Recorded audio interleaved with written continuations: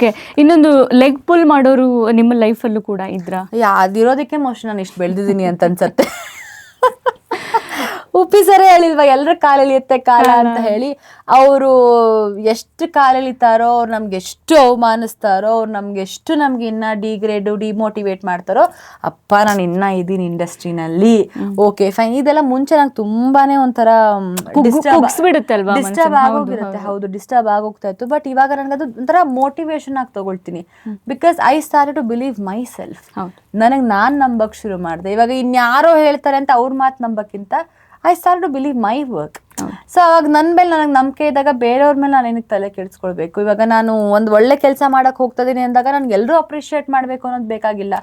So ನಾನು ಒಂದು ಒಳ್ಳೆ ಸೀರಿಯಲ್ ಮಾಡ್ತೀನಿ ಅಂದಾಗ ಅದನ್ನ ಒಂದು 10 ಜನ ಒಪ್ಕೊಳ್ತಾರೆ, ಒಂದು 10 ಜನ ಅದನ್ನ ಡಿಮೋಟಿವೇಟ್ ಮಾಡ್ತಾರೆ. ಬಟ್ ಎಸ್, ಒಬ್ಬೊಬ್ರು ಹೇಳೋದನ್ನ ಒಂದೊಂದು ಲಾಜಿಕ್ ಪಾಯಿಂಟ್ ನಾವು ತಗೊಳ್ಬೇಕಾಗತ್ತೆ. ಬಟ್ ಎಲ್ಲರೂ ತಗೊಂಡು ತಲೆ ತುಂಬಿಕೊಳ್ಬೇಕು ಅಂತಲ್ಲ. ಸೊ ಏನ್ ಬೇಕೋ ಅದನ್ನ ತಗೊಳ್ಬೇಕು, ಮುಂದಕ್ಕೆ ಹೋಗ್ತಾ ಇರಬೇಕು. ಬಿಕಾಸ್ ನಮ್ಮದೇ ಅಂತಹ ಇಂಡಿವಿಜುವಾಲಿಟಿ ನಮಗಿರುತ್ತೆ, ಅಥವಾ ನಮ್ಮದೇ ಆದಂತಹ ಒಂದು ನಮ್ಮ ಬಗ್ಗೆ ಒಂದು ಕಾನ್ಫಿಡೆನ್ಸ್ ಇರುತ್ತೆ. ಸೊ ಎಷ್ಟು ಒಳ್ಳೆ ಪ್ರಾಜೆಕ್ಟ್ಸ್ಗಳು ಕೈ ಬಿಟ್ಟು ನಿಮ್ಮ ಟೈಮಲ್ಲಿ?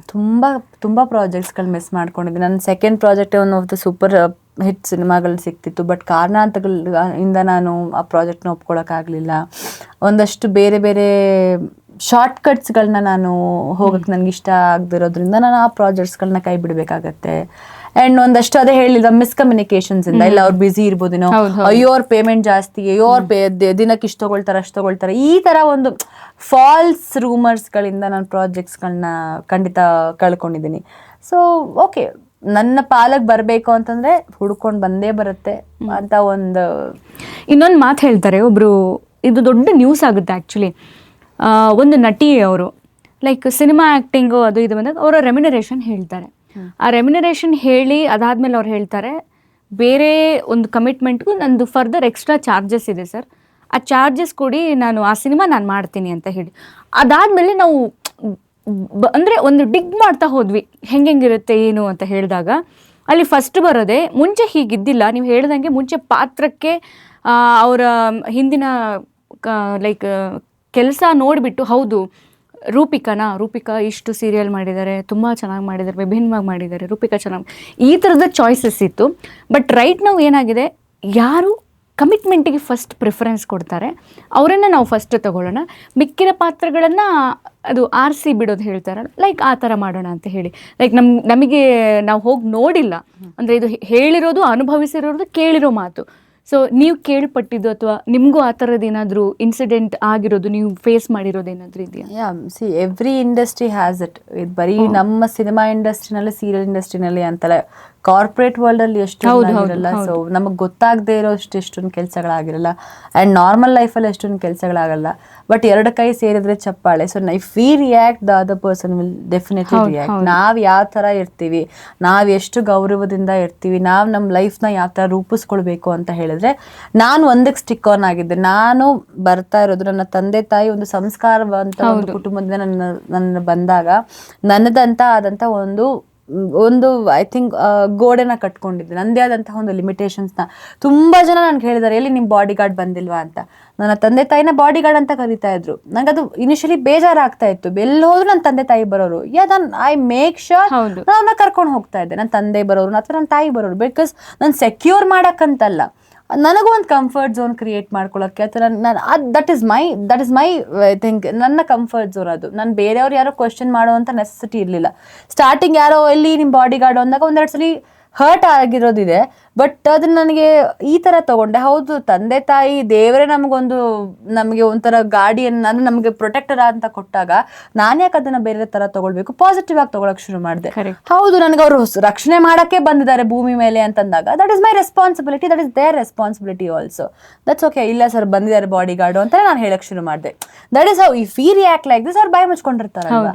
ಸೊ ನೀವು ಇವಾಗ ನನಗೆ ಐ ಥಿಂಕ್ ನನಗೂ ಕೇಳಿದ್ದಾರೆ, ಹೌದು ಕಮಿಟ್ಮೆಂಟ್ಸ್ ಇದು ಅಂತ ಹೇಳಿ. ಸೊ ಇಲ್ಲ ಸರ್, ನನಗೆ ವರ್ಕ್ ಕಮಿಟ್ಮೆಂಟು, ಟೈಮ್ ಕಮಿಟ್ಮೆಂಟ್ ಇದೆ, ಪ್ರೊಫೆಷನಲ್ ಕಮಿಟ್ಮೆಂಟ್ ಇದೆ ಅಂತ I to reply like this. So ಒಂದಷ್ಟು ಜನಕ್ಕೆ ನಾನು ಕೆಟ್ಟವಳು ಆಗಿದ್ದೀನಿ, ಒಂದಷ್ಟು ಜನಕ್ಕೆ ನಾನು ಒಳ್ಳೆಯವಳು ಆಗಿದ್ದೀನಿ. That's really okay. ಬಟ್ ನನಗೆ ಆ ಥರ ಹೋಗಿ ಪ್ರಾಜೆಕ್ಟ್ ಮಾಡೋ ಅನಿವಾರ್ಯಗಳು ನನಗಿಲ್ಲ. ಸೊ ಐ ಥಿಂಕ್ ಅದಿಲ್ಲ ಅಂದ್ರೂ ದಾರಿ ಸುಗಮವಾಗಿರ್ಲಿಲ್ಲ. So it was like bit hard. ಸ್ವಲ್ಪ ಒಂದಷ್ಟು ಎಡವು ತೊಡವುಗಳು ಕಷ್ಟಗಳೆಲ್ಲ ಕಂಡಿದ್ದೀನಿ, ಬಟ್ ಅವಕಾಶ ಇಲ್ಲದೆ ಏನು ಕೂತಿಲ್ವಲ್ಲ ನಾನು. ಸೊ ನನಗೇನು ಜನ ಕೈ ಬಿಟ್ಬಿಟ್ಟಿಲ್ವಲ್ಲ, ಅಥವಾ ನನಗೆ ಇಂಡಸ್ಟ್ರಿ ನನಗೇನು ಕೈ ಬಿಟ್ಬಿಟ್ಟಿಲ್ವಲ್ಲ. ಸೊ ಒಳ್ಳೆ ಡೈರೆಕ್ಟರ್ಸು ಇದ್ದಾರೆ, ಒಳ್ಳೆ ಪ್ರೊಡ್ಯೂಸರ್ಸು ಇದ್ದಾರೆ. ಯಾರೋ ಒಬ್ರು ಮಾಡುವಂತಹ ಒಂದು ಕೆಲಸಗಳಿಗೆ ಎಲ್ಲರನ್ನೂ ಹಾಗೆ ಬ್ಲೇಮ್ ಮಾಡೋದು ಕೂಡ I don't receive those things. So ನಾವು ರಿಯಾಕ್ಟ್ ಮಾಡ್ತೀವಿ, ನಮ್ಗೆ ಅದೇ ಥರ ಬರ್ಬಹುದೇನೋ. So you start to bounce back. And ನಾನು ಹೇಳೋದಿಷ್ಟೇ, ಎಲ್ಲ ಆರ್ಟಿಸ್ಟ್ಗಳಿಗೂ ಅಥವಾ ಈಗಿನ ಇಂಡಸ್ಟ್ರಿ, ಈಗಿನ ಜನ್ರೇಷನ್ ಅಂತ ಹೇಳಿದ್ರೆ ಒಂದೇ ದಿನಕ್ಕೆ ನೀವು ಸೂಪರ್ ಸ್ಟಾರ್ ಆಗಕ್ಕೆ ಸಾಧ್ಯ ಆಗಲ್ಲ. ಸೊ ತಾಳ್ಮೆ ತುಂಬಾನೇ ಮುಖ್ಯ ಆಗುತ್ತೆ. ಪೇಷನ್ಸ್ ಇಲ್ಲ ಅಂತಂದ್ರೆ ಈ ಇಂಡಸ್ಟ್ರಿನಲ್ಲಿ ನೀವು ಏನೂ ಮಾಡಕ್ ಸಾಧ್ಯ, not only in this industry, ಏನೂ ಮಾಡೋಕ್ಕಾಗಲ್ಲ. ಸೊ ಇವತ್ತು ಸಿನಿಮಾ ಆಗಿದೆ, ಸೊ ನಾಳೆ ಆ ಸಿನಿಮಾ ಸೂಪರ್ ಹಿಟ್ ಆಗುತ್ತೆ ಅಂತ ಹೇಳಿದ್ರೆ ಇಲ್ಲ. ನಾಳೆ ಆ ಸಿನಿಮಾ ಸೂಪರ್ ಹಿಟ್ ಆದ್ರೂ ಆಗ್ಬೋದು, ರಿಲೀಸ್ ಆಗದೇನೂ ಆಗಿರ್ಬೋದು, ಅಥವಾ ಅದನ್ನ ಫ್ಲಾಪು ಆಗ್ಬೋದು. ಎಲ್ಲದಕ್ಕೂ ನೀವು mentally ಪ್ರಿಪೇರ್ ಆಗಬೇಕು. Keep on trying your self, keep on like ಅದೇ ನಿಮ್ಗೆ ನೀವೇನೇ R&D ಮಾಡ್ಕೊಳ್ತಾ ಹೋಗ್ತಾ ಇದ್ದಾಗ ನಿಮಗೆ ನೀವೇ ಬೇರೆ ಆಯಾಮಗಳು ಕಾಣಿಸ್ಕೊಡ್ತೀರ. ಓಕೆ, ನನ್ನ ಫಸ್ಟ್ ಶೇಡ್ ಇದು, ನನ್ನ ಸೆಕೆಂಡ್ ಶೇಡ್ ಇದು, ನನ್ನ ಥರ್ಡ್ ಶೇಡ್ ಇದು. ಓಕೆ, ಫಸ್ಟ್ ವರ್ಕ್ ಆಗಿಲ್ಲ, ಸೆಕೆಂಡ್ ನಾವು ಸೆಕೆಂಡ್ ವರ್ಕ್ ಆಗಿ ಥರ್ಡ್. ಸೊ ಈ ಥರ ಆಪ್ಷನ್ಸ್ಗಳಿದ್ರೇ ನೀವು ಸಸ್ಟೈನಬಿಲಿಟಿ ಆಗಕ್ಕೆ ಸಾಧ್ಯ. ಸೊ ಇವಾಗ ನಾನು ಡ್ಯಾನ್ಸಿಂಗ್ ಈವೆಂಟ್ಸ್ ಇದೆಯಾ, ನಾನು ಡ್ಯಾನ್ಸರ್ ಆಗಿ ಹೋಗ್ತೀನಿ. ಆ್ಯಂಕರಿಂಗ್ ಈವೆಂಟ್ ಇದೆಯಾ, ನಾನು ಆ್ಯಂಕರ್ ಆಗಿ ಹೋಗ್ತೀನಿ. ಗೆಸ್ಟ್ ಆಗಿದೆಯಾ, ಗೆಸ್ಟ್ ಆಗಿ ಹೋಗ್ತೀನಿ. ಆ್ಯಂಡ್ ಇವಾಗ ನಾನು ಹೀರೋಯಿನ್ ಆಗಬೇಕಾ, ಹೀರೋಯಿನ್ ಆಗಿ ಆಗ್ತೀನಿ. ಬೇರೆ ಒಂದು ಒಳ್ಳೆ ಪಾತ್ರ ಬಂದಿದೆಯಾ, it's a very key role, ಅದನ್ನು ಕೂಡ ನಾನು ಮಾಡ್ತೀನಿ. ಆ್ಯಂಡ್ ಇವಾಗ ನಾನು BGS ಏವಿಯೇಷನ್ ಅಕಾಡೆಮಿಲಿ ಪ್ರಿನ್ಸಿಪಲ್ ಆಗಿದ್ದೀನಿ. ಸೊ ನಾನು ಪ್ರಿನ್ಸಿಪಲ್ ಆಗು ಹೋಗ್ತಾ ಇದ್ದೀನಿ. ಡ್ಯಾನ್ಸ್ ಬೇಕಾ, ಡ್ಯಾನ್ಸರ್ಗೂ ನಾನು ಹೋಗ್ತೀನಿ. ಸೊ ಈ ಥರ ನಾನು ಬೇರೆ ಆಯಾಮದಲ್ಲಿ ನಾನು ಕಂಡುಕೊಂಡಿರೋದಕ್ಕಿಂತ ಮೇ ಬಿ ನೀವು ನನ್ನನ್ನು ಕರಿತಾ ಇದ್ದೀರಾ, ಇಲ್ಲಪ್ಪ ರೂಪಿಕಾ ಇನ್ನೇನೋ ಕೆಲಸ ಮಾಡ್ತಾ ಇದ್ದಾರೆ ಅಂತ ನೀವು ಕೂಡ ಅಪ್ರಿಷಿಯೇಟ್ ಮಾಡ್ತಿದ್ದೀರಿ. But it is not easy. Definitely it is not easy. It is very difficult, and especially without background or without financial background ಬರೋದು ತುಂಬಾನೇ ಕಷ್ಟಪಡಬೇಕು. ಬಟ್ ಆ ಕಷ್ಟನ ತಗೊಳ್ತೀನಿ, ನೀವು ಫೇಸ್ ಮಾಡ್ತೀನಿ, ಪೇಷನ್ಸ್ ಆಗಿರ್ತೀನಿ ಅಂದರೆ ಮಾತ್ರ I think can sustain here.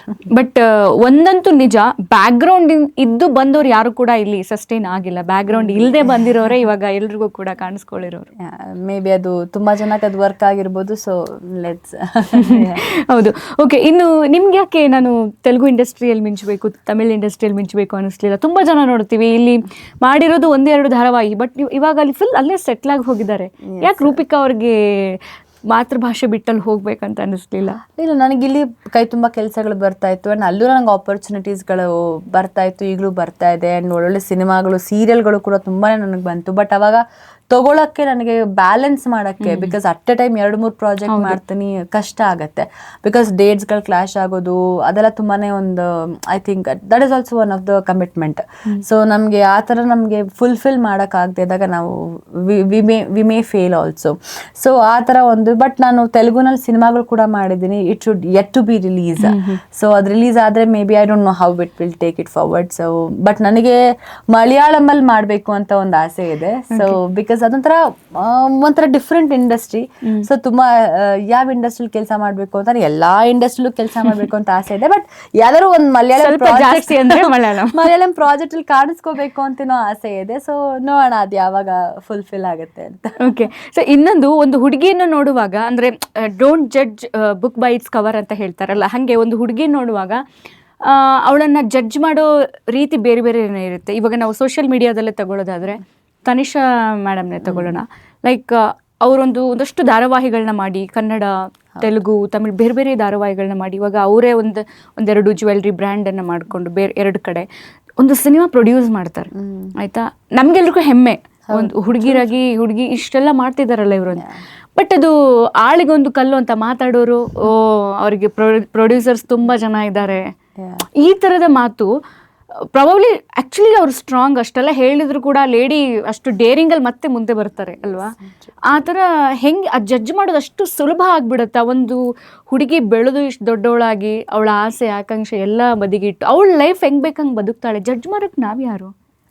I think ಯಾರನ್ನೂ judge ಮಾಡಬಾರ್ದು ನಾವು, not even boys are not even girls.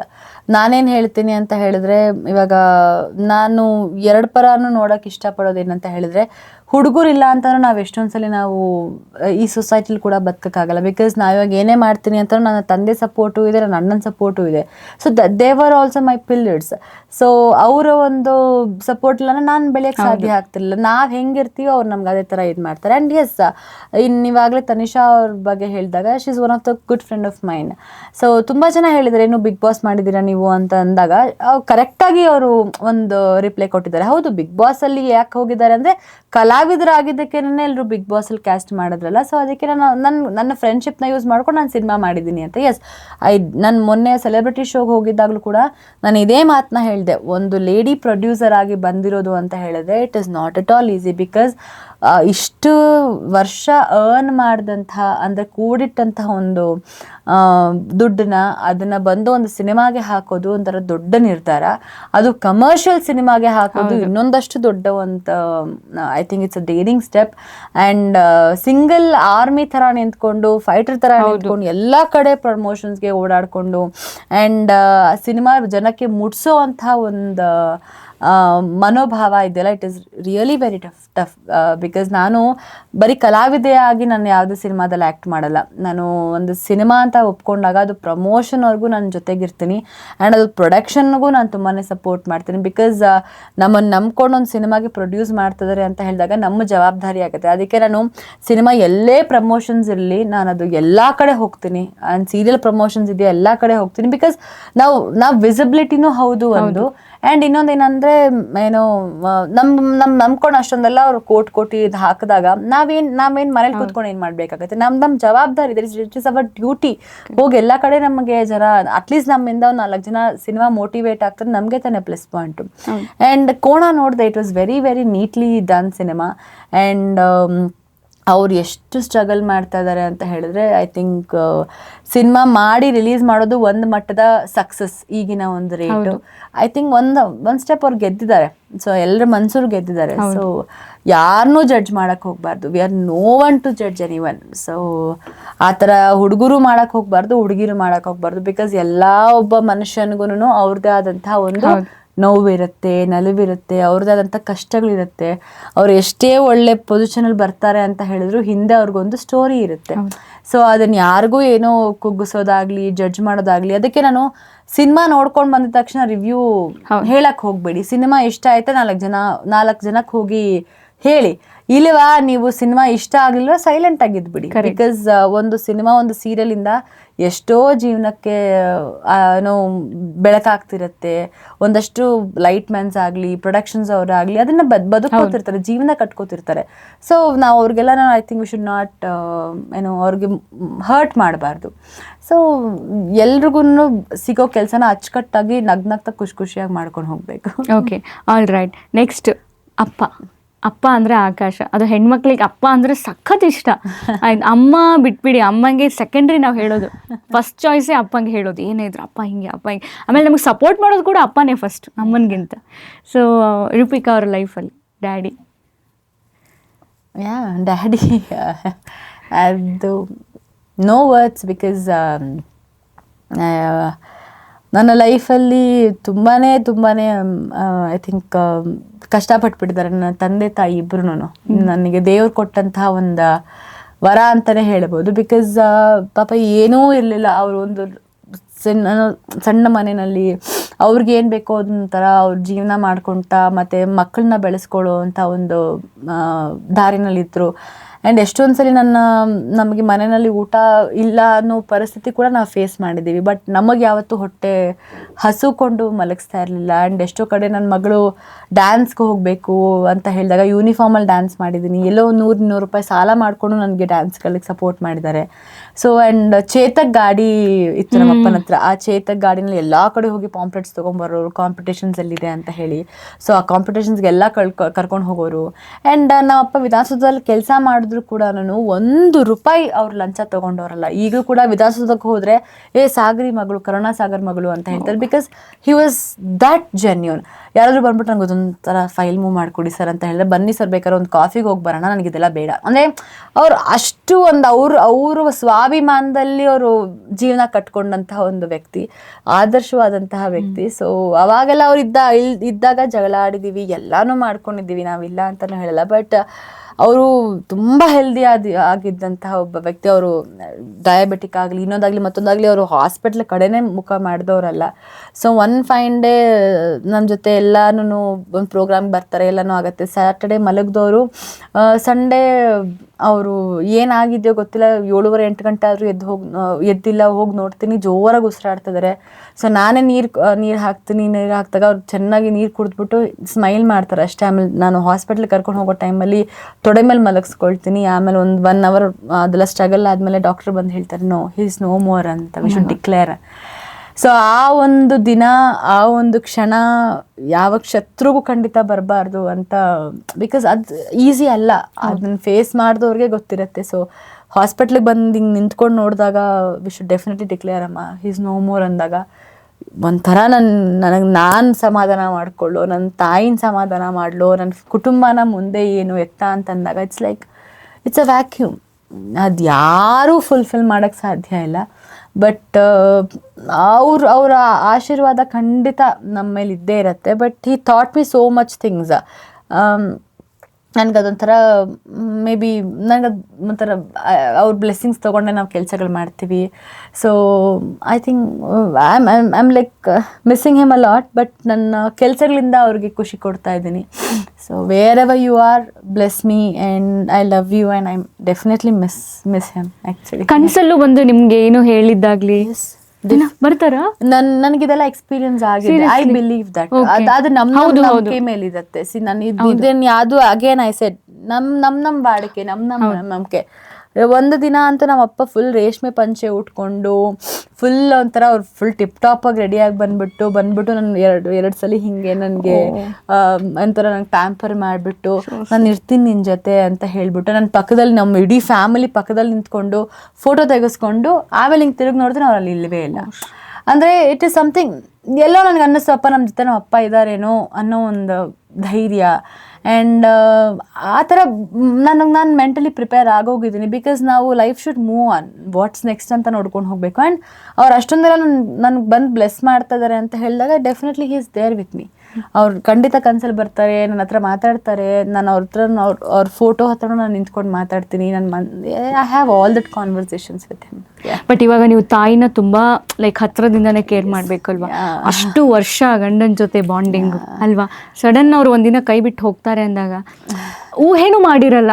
Life long ಸಪ್ತಪದಿಗಳು ಜೊತೆ ಇರ್ತೀವಿ ಅಂತ ಬಂದಿರೋರು ಒಬ್ರು ಬಿಟ್ಟು ಹೋದಾಗ್ಲೂ ನೆನ್ಸ್ಕೊಳಕ್ಕಾಗಲ್ಲ. ಆ್ಯಂಡ್ ಅವ್ರಿಲ್ಲ ಅಂತ ನಾವು ದಿನಾನೂ ಕಳಿಯೋಕ್ಕಾಗಲ್ಲ. ಬಟ್ ನನ್ನ ತಾಯಿ ಒಂಥರ ಸೂಪರ್ ಹೀರೋ ಅಂತಲೇ ಹೇಳ್ಬೋದು. ಬಿಕಾಸ್ ಅವರು ತುಂಬ ಜವಾಬ್ದಾರಿನ ಮುಂಚಿನವಾಗೂ ನಿಭಾಯಿಸ್ಕೊಂಡು ಬಂದಂಥ ಒಂದು ಲೇಡಿ. ಆ್ಯಂಡ್ ಒಂಥರ ನಮಗೆ ಫೈನಾನ್ಸ್ ಮಿನಿಸ್ಟರ್ ಥರನೇ ಮನೆಯಲ್ಲಿ. ಅಪ್ಪನಿಗೂ ಕೂಡ ಸಪೋರ್ಟಿವ್ ಆಗಿ ನಿಂತ್ಕೊಂಡು ಒಂದು ಕುಟುಂಬನೂ ಅಷ್ಟು ನೀಟಾಗಿ, ಬಿಕಾಸ್ ತಂದೆದು ಎಷ್ಟಿರುತ್ತೋ ತಾಯಿದು ಅದಕ್ಕಿಂತ ಡಬಲ್ ಇರುತ್ತೆ. ಮನೇಲೂ ಕೆಲಸ ಮಾಡ್ಕೊ, ಮಕ್ಕಳನ್ನ ಬೆಳೆಸು, ಜೊತೆಗೆ ನೀನು ಹೊರಗಡೆನೂ ಕೆಲಸ ಮಾಡ್ಕೊ, ಇದೆಲ್ಲನೂ ದುಡ್ಕೊಂಡು ಬಂದಾಗ ಏನಾಗುತ್ತೆ, ಸೊ ತಾಯಿ ಪಾತ್ರನೂ ತುಂಬ ಜಾಸ್ತಿ ಇರುತ್ತೆ. ಸೊ ನನ್ನ ಲೈಫಲ್ಲಿ ನನ್ನ ತಾಯಿ ಒಂದು ಹೆಜ್ಜೆ ಮುಂದೆನೇ ಅದರಲ್ಲಿ ಇದ್ದಾರೆ. ಸೊ ಐ ಥಿಂಕ್ ಅವಾಗಿಂದ ಅವರು ಅದನ್ನು ಅಷ್ಟು ದೃಢವಾಗಿ ಮಾಡ್ಕೊಂಬಂದಿದ್ದಕ್ಕೆ ಮೇ ಬಿ ಇವಾಗೆಲ್ಲೋ ನಾವು ಒಂದಷ್ಟು ಒಳ್ಳೊಳ್ಳೆ ಜೀವನ ರೂಪಿಸ್ಕೊಂಡಿರೋವಂಥ ಸಾಧ್ಯತೆಗಳಾಗಿದೆ. ಸೊ ಐ ಥಿಂಕ್ ಹೌದು, ಇವಾಗ ಹೋಗ್ತಾ ವಯಸ್ಸಾಗ್ತಾ ಮಕ್ಕಳ ಥರನೇ ಆಗ್ಬಿಡ್ತಾರೆ. So I make sure that ನನಗೆ ಎಲ್ಲೆಲ್ಲ ಆಪರ್ಚುನಿಟೀಸ್ ಆಗುತ್ತೋ ನನ್ನ ತಾಯಿನ ಕರ್ಕೊಂಡು ಹೋಗ್ತೀನಿ. ಆ್ಯಂಡ್ ಅವ್ರು ಖುಷಿ ಪಡಬೇಕು ಅಂತ ನೋಡ್ತೀನಿ. ಅವ್ರನ್ನ ಇನ್ ಕೇಸ್ ಯಾರು ಬೇರೆ ಹೊರ ದೇಶದಲ್ಲಿ ನನ್ನ ಪ್ರೋಗ್ರಾಮ್ ಪರ್ಫಾರ್ಮೆನ್ಸ್ ಇತ್ತು ಅಂದರೆ ಅಲ್ಲೂ ಕರ್ಕೊಂಡು ಹೋಗ್ತೀನಿ. ಲೆಟ್ ಅವರ್ ಗೋ ಆ್ಯಂಡ್ ಎಂಜಾಯ್. ಅಟ್ಲೀಸ್ಟ್ ನಮಗೆಲ್ಲ ಅವಾಗೆಲ್ಲ ನಮಗೆ ಸಪೋರ್ಟ್ ಮಾಡಿದವರು ಇವಾಗ ನಾವೇನಾದರೂ ಒಂದು ಕೆಲಸ ಮಾಡ್ತಿದ್ದೀವಿ ಅಂದಾಗ ಅವ್ರು ನಮ್ಗೆ ಅಪ್ರಿಷಿಯೇಟ್ ಮಾಡ್ತಾರೆ, ಬ್ಲೆಸ್ ಮಾಡ್ತಾರೆ, ದೂರದಿಂದ ನೋಡ್ಕೊಂಡು ನಮಗೆ ಆಶೀರ್ವಾದ ಮಾಡ್ತಾರೆ. That is is what we can just do it. And ಅಷ್ಟೇ ಕೇಳ್ಕೊಳ್ಳೋದು, ನಮ್ಮ ಕೈಲಿಂದ ಅವ್ರನ್ನ ಖುಷಿ ಪಡ್ಸೋಕ್ಕಾಗಿ ಖುಷಿಯಿಂದ ದಿನಾ ಜಗಳ ಆಡ್ತೀವಿ, ಬರ್ತಾನೋ ಜಗಳ ಆಡ್ತೀವಿ, ಬಟ್ ಹಂಗನ್ಬಿಟ್ಟು ಅದ್ರಲ್ಲಿ ನಾವು ಬಿಟ್ಕೊಟ್ಬಿಡ್ತೀವಿ ಅಂತಲ್ಲ. It is like they are with us. So ಹೋಗ್ತಾ ಹೋಗ್ತಾ ಮಕ್ಕಳ ಥರ ನಾವು ಅವ್ರನ್ನ ಟ್ರೀಟ್ ಮಾಡಬೇಕು. That is how I am keeping herself occupied. And ನಮ್ಮ ಅಣ್ಣ ಅದಕ್ಕೂ ಹಾಗೆ ನೋಡ್ಕೋತಾರೆ. So we are blessed with those things. Super.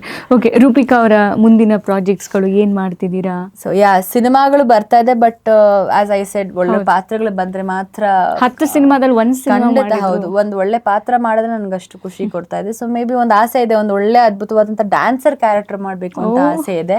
So let's see ಯಾವಾಗ ಅದು ಫುಲ್ಫಿಲ್ ಆಗ್ಬೋದು ಗೊತ್ತಿಲ್ಲ. ಸೊ ಇವಾಗ ಪ್ರಸ್ತುತ ಅಕಾಡೆಮಿಷಿಯನ್ ಆಗಿ ಕೆಲಸ ಮಾಡ್ತಾ ಇದ್ದೀನಿ, ಅದು ನಡೀತಾ ಇದೆ.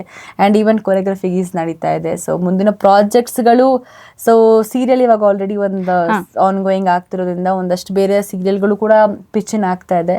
ಸೊ ಅದು ಒಂದಷ್ಟು ಮಾತುಕತೆಗಳು, ಕಮರ್ಷಿಯಲ್ಸ್ ಎಲ್ಲ ವರ್ಕೌಟ್ ಆದರೆ may be next let's hope for the things. And ಇಷ್ಟು ಕ್ಯಾಶುಯಲ್ ಆಗಿ ನಡ್ಕೊಂಡು ಹೋಗ್ತಿದೆ, ಬಿಕಾಸ್ ಬೇರೆದಿನ್ನೇನು ಅಷ್ಟೊಂದು ನಾನು ಪ್ರಿಪೇರ್ಡ್ ಆಗಿಲ್ಲ ಇವಾಗ. ಸೊ ಅಂದರೆ ನೆಕ್ಸ್ಟ್ 10 years ಅಲ್ಲಿ ರೂಪಿಕಾ ನನ್ನನ್ನು ನಾನು ಎಲ್ಲಿ ನೋಡಬೇಕು ಅಂತ ಅನ್ಕೊಂಡಿದ್ದೀನಿ ಅನ್ನೋ ಪ್ಲಾನ್ಸ್ ಮಾಡಬೇಕು. ಅಫ್ಕೋರ್ಸ್ ಪ್ಲಾನ್ ಇಲ್ಲ ಅಂದರೆ ಡೆಫಿನೆಟ್ಲಿ ಇವಾಗ ಮುಂದೆ ಏನಂತ ಹೇಳಿದ್ರೆ 10 ವರ್ಷದಲ್ಲಿ ಅಥವಾ 10 ತಿಂಗಳಲ್ಲಿ ಅಂತಂದ್ರೆ ಮದುವೆನೆ.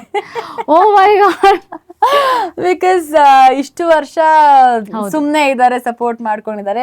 ವಾಟ್ ನೆಕ್ಸ್ಟ್ ಅಂತ ಹೇಳಿದ್ರೆ ಅಫ್ಕೋರ್ಸ್ ಇಟ್ ಇಸ್ ಮದುವೆ. ದೇವರೇ, ರೂಪಿಕಾ ಸಿಗೋರು ಅವ್ರ ಡ್ಯಾಡ್ ತರ ಫುಲ್ ಸಪೋರ್ಟಿವ್ ಆಗಿ ನೀವು ಎಲ್ಲಿ ಬೇಕಾದ್ರೂ ನಾನು ಸಪೋರ್ಟ್ ಮಾಡ್ತೀನಿ ಅನ್ನೋರೇ ಸಿಗ್ಲಪ್ಪ. Thank you so much. I don't know. So ಅದಂತೂ ಮಾತುಕತೆ ನಡೀತಾ ಇದೆ. ಸೊ ಒಂದಷ್ಟು ಪ್ರಪೋಸಲ್ಸ್ ಕೂಡ ಬರ್ತಾ ಇದೆ. Let's see. ಸೊ ಒಂದು ಒಳ್ಳೆ ಕಡೆ ಸಂಬಂಧ ಬಂದ್ರೆ ಡೆಫಿನೆಟ್ಲಿ. ಬಿಕಾಸ್ ನಿಮ್ಗೆ ಯಾವ ತರದ ಮೈಂಡ್ ಸೆಟ್ ಹುಡುಗ ಬೇಕು? ನನಗೆ ಮೈಂಡ್ ಸೆಟ್ ಹುಡುಗ ಅನ್ನೋದಕ್ಕಿಂತ ಆರ್ಟಿಸ್ಟ್ಗೆ support, not only for cinema serial, ಕಲಾವಿದರಿಗೆ ಒಂದು ಸಪೋರ್ಟ್ ಮಾಡುವಂಥ ಒಂದು ಫ್ಯಾಮಿಲಿ ಅಂತ ಅನ್ಕೊಂಡಿದ್ದೀನಿ. ಅಂದರೆ ಸೊ ಬಿಕಾಸ್ ನನಗೆ 1-2-3 ಜನ ಕಾನ್ವರ್ಸೇಷನ್ ಮಾಡಿದಾಗ ನೀವು ಆರ್ಟಿಸ್ಟಾ, ಓಕೆ, ನಮ್ಮ ಮನೇಲಿ ಒಪ್ತಾರೋ ಇಲ್ವೋ, ಯಾಕದು ನನಗೆ ಅದು ದಯವಿಟ್ಟು ಅದು ಆ ಥರ ಮನೋಭಾವನೆ ಇದ್ರೆ ನಮ್ಮದು ಒಂದು ಪ್ರೊಫೆಷನ್ನೇ. ಬಿಕಾಸ್ ನಮ್ಮಿಂದ ಒಂದು 4 ಜನಕ್ಕೆ ನಾವು ಎಂಟರ್ಟೈನ್ ಮಾಡ್ತಾ ಇದ್ದೀವಿ ಅಂತ ಹೇಳಿದಾಗ we are in a good position. Actually ಜನ ನಮಗೆ ಹೋಗಿ ಗೌರವ ಕೊಡ್ತಾರೆ, ನಮ್ಮನ್ನ ನೋಡಕ್ ಇಷ್ಟಪಡ್ತಾರೆ ಅಂತ ಹೇಳಿದಾಗ ಕಲಾವಿದ್ರ ಆಗೋದೇ ಒಂದು ಹೆಮ್ಮೆ. ನಾವು ಇಂಡಸ್ಟ್ರಿಗೆ ಸಿಗೋದೇ, ನಾವು ಈ ಕ್ಯಾಮ್ರಾ ಮುಂದೆ ಕೂತ್ಕೊಂಡಿರೋದೇ ನಮ್ಮ ಸೌಭಾಗ್ಯ ಅಂತಂದ್ರೆ. So I definitely respect those things. So ಆ ಥರ ಇದ್ರೆ ನಾನು ಬೇರೆ ಮಾತೇ ಇಲ್ಲಪ್ಪ, ಬೇಡ ಅಂತ ಹೇಳ್ತೀನಿ. ಬಿಕಾಸ್ ಹಂಗಂತ ಹೇಳಿ ನಾನು 9 to 5 ಜಾಬಲ್ಲಿ ಇಲ್ಲ, 24 hours ಹೊರಗಡೆನೇ ಇರ್ತೀನ, ಇಲ್ಲ. ಹೌದು, ನಮ್ದು ಒಂದಷ್ಟು ರೆಸ್ಪಾನ್ಸಿಬಿಲಿಟೀಸ್ ಇರುತ್ತೆ. ನಾವು ಮನೆಯಲ್ಲಿ ಏನು ಕೆಲಸ ಮಾಡಬೇಕು ಅದನ್ನ ಮಾಡಲೇಬೇಕು, ಅದನ್ನ ಮಾಡ್ತೀವಿ. ಸೊ ಎಲ್ಲ ನಿಭಾಯಿಸ್ಕೊಂಡೆ ನಾನು ಈ ಹಂತಕ್ಕೆ ಬಂದಿದ್ದೀನಿ. ಸೊ ನೋಡೋಣ, ಒಳ್ಳೆ ಸಂಬಂಧಗಳು ಬರಬೇಕು. ಆ್ಯಂಡ್ ನಿಮ್ಮ ಅಮ್ಮನ ಅವ್ರ ಅಮ್ಮನ ಥರ ನೋಡ್ಕೋಬೇಕು. ನಾನು ಕೂಡ ಏನೋ ಅವರಮ್ಮನ ನಮ್ಮ ಅಮ್ಮನ ಥರನೇ ನೋಡ್ಕೊಳಕ್ಕೆ ಇಷ್ಟ ಇದೆ. ಸೊ ಜಾಯಿಂಟ್ ಫ್ಯಾಮಿಲಿ ಆದರೂ ಓಕೆ ಇಲ್ಲ. So anything is fine. ಒಳ್ಳೆ ಕುಟುಂಬಕ್ಕೆ ಸೇರಬೇಕು ಅಂತ ಆಸೆ ಇದೆ. ಸೊ ಏನೋ ಎಕ್ಸ್ಪೆಕ್ಟೇಷನ್ಸ್ ಇಲ್ಲ. ಸೊ ದೇವ್ರಿಗೆ ಬಿಟ್ಬಿಟ್ಟಿದ್ದೀನಿ.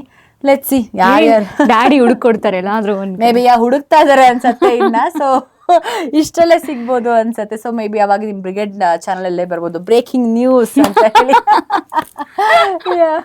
Okay, thank you so much Rupika ಅವರೇ. ಆ್ಯಕ್ಚುಲಿ ನಾನು ಅನ್ಕೊಂಡಿರ್ಲಿಲ್ಲ ದ ಇಂಟರ್ವ್ಯೂ ಇಷ್ಟು ಒಳ್ಳೆ ಫ್ಲೋ ಅಲ್ಲಿ ಹೋಗುತ್ತೆ ಅಂತ. Because it was late and ಇಷ್ಟು ಟೈಮ್ ಆಗಿತ್ತು, ಹೆಂಗಿರ್ಬೋದು ಹರಿ ಅದು. But no, it's really very nice. Thank you so much. ತುಂಬ ಕಂಫರ್ಟ್ ಆಗಿ ನನಗೆ ಫೀಲ್ ಮಾಡಿಸಿದ್ರಿ. ಬಿಕಾಸ್ ಯೂಶುವಲ್ ಇಂಟರ್ವ್ಯೂಗಿಂತ ತುಂಬಾ ಒಂಥರ ಇನ್ಫಾರ್ಮೇಟಿವ್ ಆಗಿ ನನ್ನ ಹತ್ರ ಮಾತಾಡಿಸುವಂಥ ಒಂದು ಪ್ರಯತ್ನ ಪಟ್ರಿ. ಮೇ ಬಿ ಇದನ್ನ ಒಂದು 4 ಜನಕ್ಕೆ ಇನ್ಸ್ಪೈರ್ ಆಗುತ್ತೆ ಅಂತ ಹೇಳಿದ್ರೆ ಅದಕ್ಕಿಂತ ಇನ್ನೇನು ಬೇಡ ಅನ್ಸುತ್ತೆ. So thank you people and sorry because of many traffic issues and all ಇಂದ ನಮಗೆ ಲೇಟ್. ಬೆಂಗಳೂರು ಅಂದ್ರೆ ಟ್ರಾಫಿಕ್ ಮುಕ್ತ ಬೆಂಗಳೂರು ಆಗಲ್ಲ. Very true. ಆ್ಯಂಡ್ ತುಂಬಾನೇ ನೀವು ಕೂಡ ವೆರಿ ನ್ಯಾಚುರಲ್ ಆಗಿ ಆ್ಯಂಡ್ ತುಂಬಾನೇ ಏನೋ ಜನಕ್ಕೆ ಏನು ಬೇಕೋ ಅದನ್ನು ನೀವು ಕನ್ವೆ ಮಾಡ್ಕೊಂಡು ಬರ್ತದಿರ. ಅದು ಒಳ್ಳೇದಾಗಲಿ ಬ್ರಿಗೇಡ್ ಚಾನಲ್ಗೆ. ಸೊ ಒಂದಷ್ಟು ಕಲಾವಿದ್ರಿಗೂ ಕೂಡ ಅವಕಾಶಗಳ ಸಿಗ್ತಾ ಹೋಗ್ತಾ ಇರಲಿ. ಆ್ಯಂಡ್ ನಿಮ್ಮ ಚಾನಲ್ ಇನ್ನಷ್ಟು ದೊಡ್ಡ ಮಟ್ಟಕ್ಕೆ ಬೆಳೆದು ಸೊ ಐ ಥಿಂಕ್ ಆದಷ್ಟು ಬೇಗ ನಂಬರ್ 1 ಚಾನಲ್ ಕೂಡ ಆಗಲಿ ಅಂತ ಹೇಳ್ತಿದ್ದೀನಿ. So all the very best. Thank you Rupika ಅವರೇ. ಎಸ್ ವೀಕ್ಷಕರೇ, ಇದಾಗಿತ್ತು ಈ ಹೊತ್ತಿನ ವಿಶೇಷ. ಮತ್ತಷ್ಟು ವಿಡಿಯೋಸ್ಗಳಿಗಾಗಿ ನೋಡ್ತಾ ಇರಿ ಬ್ರಿಗೇಡ್ ನ್ಯೂಸ್ ಕನ್ನಡ.